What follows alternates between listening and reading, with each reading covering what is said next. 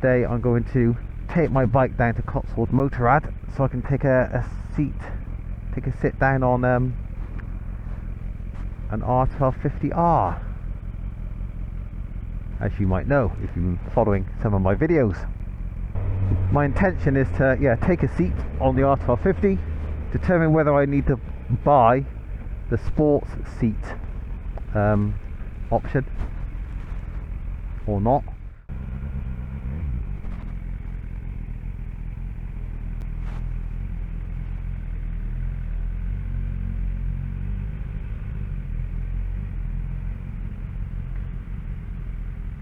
Oh, dude. Hi, Simon. How you doing? Yeah, excellent. Thank you very much, sir.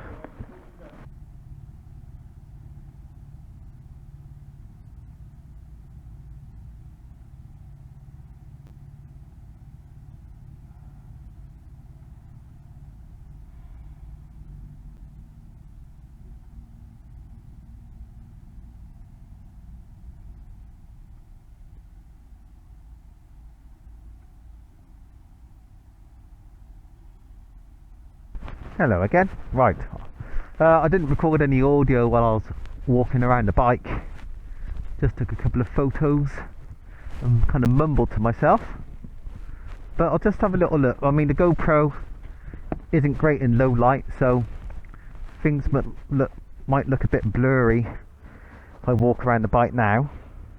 So one thing that does stick out when you look at the bike is there are a few dirt traps on there. There's a bit of rust on one of the exposed bolts. I guess there's rust on other exposed bolts. So the back end definitely would need a hugger because the swing arm is absolutely caked. Mind you, if I rode my bike in all weathers or during the midwinter, my bike would look crap as well. There's a dirt trap or a stone trap. I don't know how stones get in here, but a couple of stones are collecting in there. Gets a bit dusty and dirty in there. Couple of exposed aluminium faces which are furring up a bit. So one of the first things that I would do if I get this bike would be coat it with ACF 50, and it gives those exposed surfaces a bit of a chance. Handsome looking brute though, but I'm glad I've come here because I know it's not in daylight, but I don't think the mineral grey is my colour. It doesn't really stand out very much. I think I'd either like it in black or in the motorsport colours, the red, white and blue. The grey just looks a little bit anonymous to me. And as I walk around it, it's a big, well, actually it's not that big a machine physically. It's big down here in the engine, but I'm thinking, am I really wanting to give up my S1000R for this heavy thing with surprisingly low seat height? And it gives you a pause for thought. Am I making the right decision if I go for one of these? But I just have to think back to that engine and what that did for me on the test ride. It was so enjoyable. So without riding it, it feels a bit distant, those memories, and you're left with quite a big heavy bike. But it was awesome. It was amazing.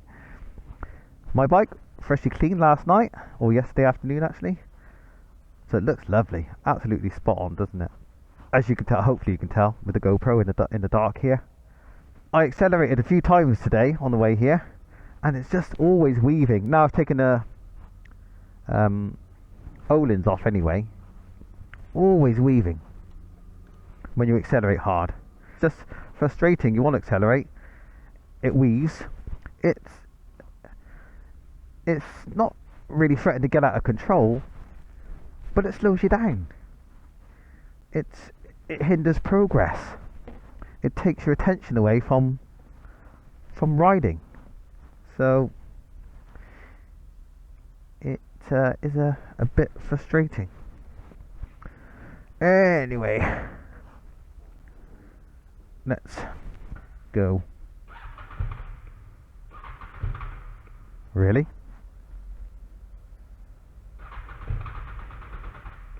What?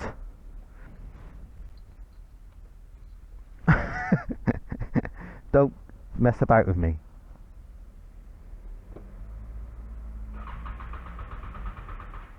What the hell?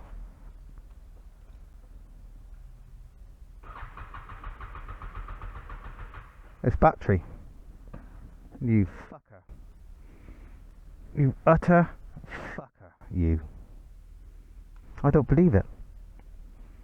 Here I am, potentially trying to sell someone my motorbike, and it doesn't start on the forecourt. And that's it, I have to go to them now and see if I can get someone out to put the charge in the battery. What a absolute shitter.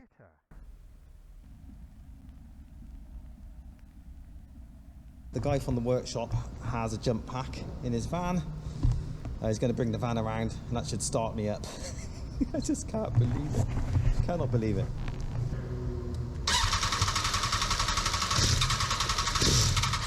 That is not normal, is it? That's not normal. Yeah. Lost.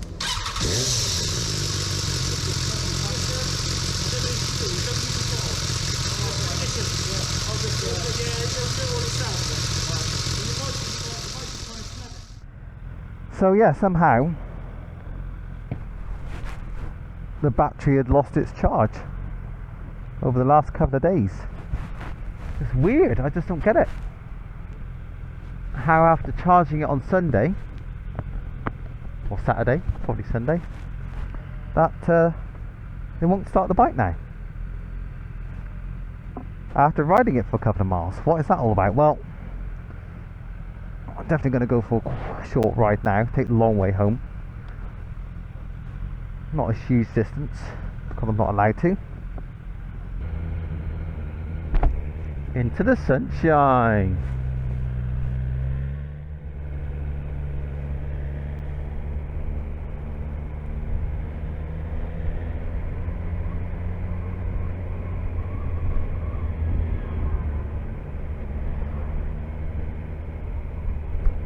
This ride might even determine whether I keep this bike and kind of give up on the idea of the R1250 for now.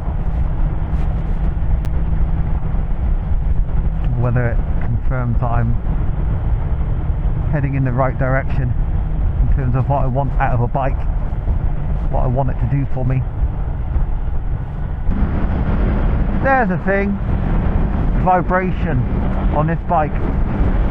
Tingling through the foot pegs right now, a little bit through the bars, tad buzzy, unsurprising, but at the same time unwelcome.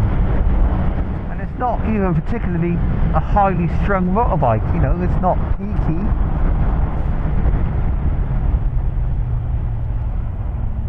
Not really flat anywhere, it's not gutless anywhere. Like I say, it's just a bit soft in the middle, aren't we all? But yeah, maybe for me personally, just a tad too leery. Like I said, I'm looking maybe for more easily accessible power, and the R1250's got that by the wheelbarrow. I'm thinking taking this bike up into Stroud, into the spot where I normally do my walkarounds or my first dates videos, and give it its moment in the sun, if the sun's still out.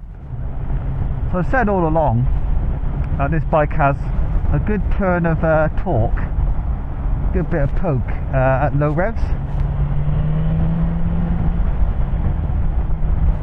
And I certainly stand by that, absolutely, in my opinion. Other people might agree, might disagree, sorry. But being a 4-cylinder 1000cc, it pulls hard without feeling, without a lot of character, let's say. It pulls hard, and I'm impressed by it. But in comparison, the R1250 with its big thumping twin-cylinder engine bopping down the road, I think when that pulls hard on low revs, it's more of an occasion. I think it'll make me smile more often. The guy in Cotswold Walkaround, Simon, told him about the discounts that Linda offering, which, as I got an email today, basically total about 1,800 quid, which might be them including swallowing a little bit of negative equity on the bike, what I owe versus what they say it's worth.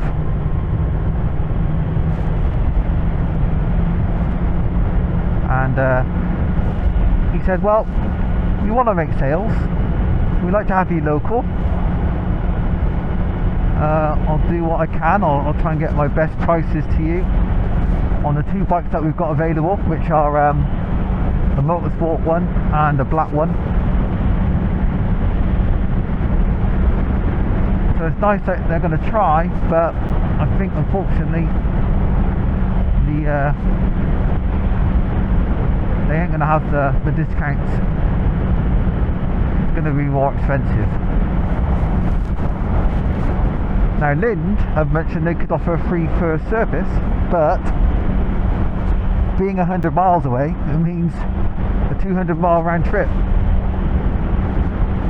Unless they offer to pick it up in a van and drop it off, which I think will be above and beyond, and I wouldn't expect them to offer that. So yeah, a free first service is nice, but if I have to get through 1 or 2 tanks of fuel to do it, then it's not quite so appealing. And if I had to leave the bike with them and have a courtesy bike, that's, you know, 2, 3, maybe 4 tanks of fuel.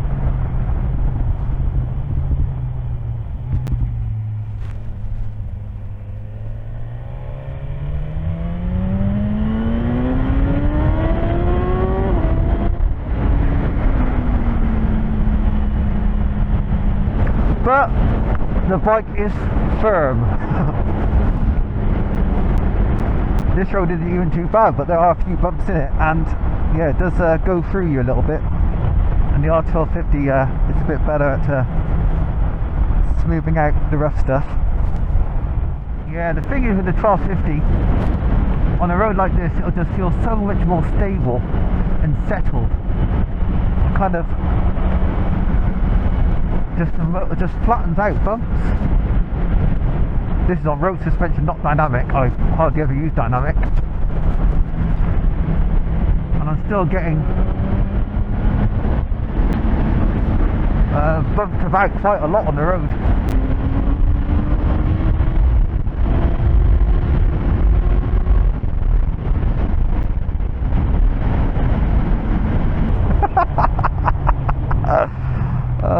There are things you can do on this bike you will not be able to do on the 1250, and that is a fact.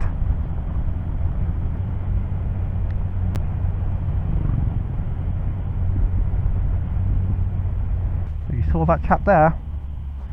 Riding a motorbike isn't all about the last third of the rev counter. So if I left a little bit of that last little clip in, last little bit of video before I slow down for Bibury,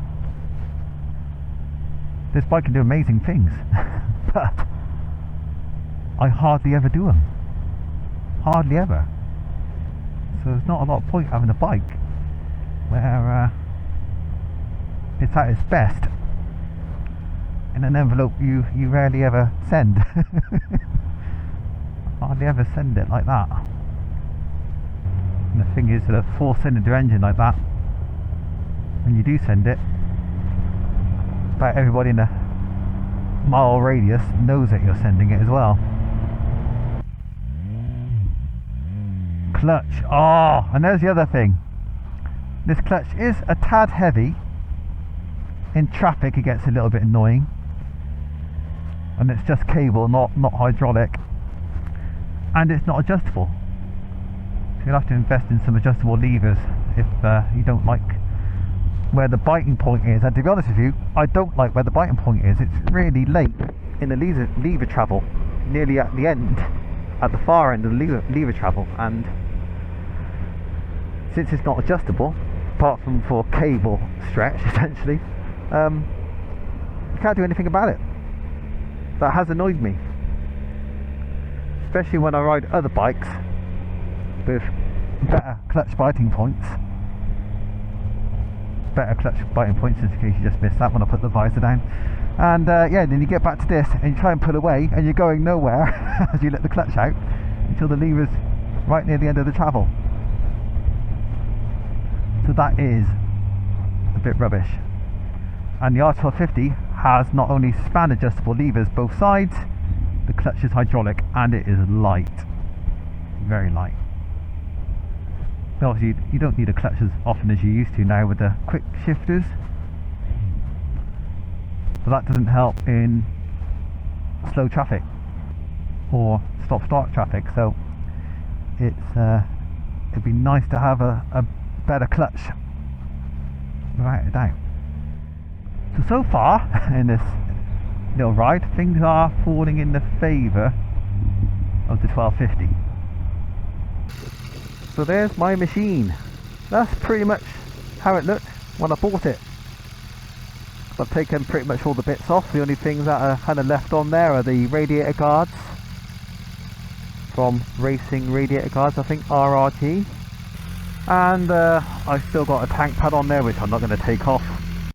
Hello there, I thought I'd show you the cumulative amount of tat that I added to my S1000R. I've got the tail tidy there, got the Boss exhaust shield, that's just a bolt I've taped on so it doesn't disappear. Z-Tech, I think, chain guard, alloy job, front axle sliders, swing arm, paddock stand bobbins, halo light thingy that went around the main beam. It's brilliant, that was, because there's a perfect space for that. That's where it went. It's a perfect space for a halo eye, just about. I replaced the halogens with two LEDs, which weren't great, but they were better than the halogens. This is a 12 volt to USB voltage adapter that plugged into the bike's auxiliary power outlet for sat nav, I think. Terrible hatchet job of wiring for my horns. Oh, hold on, my horns. So they're on the bike as well. Givey tank ring, risers, handlebar risers. So I think that's everything. So I bought myself a lightweight sports motorcycle, then added about 2 kilos of tat to it. Well done me. This bike has given me a lot of good experiences, and it's taught me a lot about going fast, basically. Hello bike. I'm going to take some photos now instead of video, so I'm going to sign off on the video on the phone. This ride has kind of reminded me of basically how stiff and rather uncomfortable this bike is, despite it being good at very many things. Offering a relaxed ride isn't really one of them, unless you're on a really smooth road. There aren't many really smooth roads, and it's capable of some stellar performance, but you just don't get a chance to use it. And I feel a bit guilty when I do because of the noise I make. So yeah, I think I'm kind of over this bike. And I think for me it's time I found something that was still great fun to ride, but had more mid-range and more riding comfort.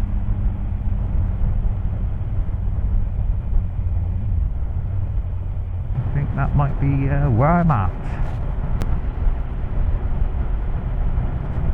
But when you give this bike the chance to shock you, it will. So if you like a bit of mental in your bike, this could be the bike for you. And that's that. If this is my last ride on this bike, Well, I've had a good time. Can't say fairer than that.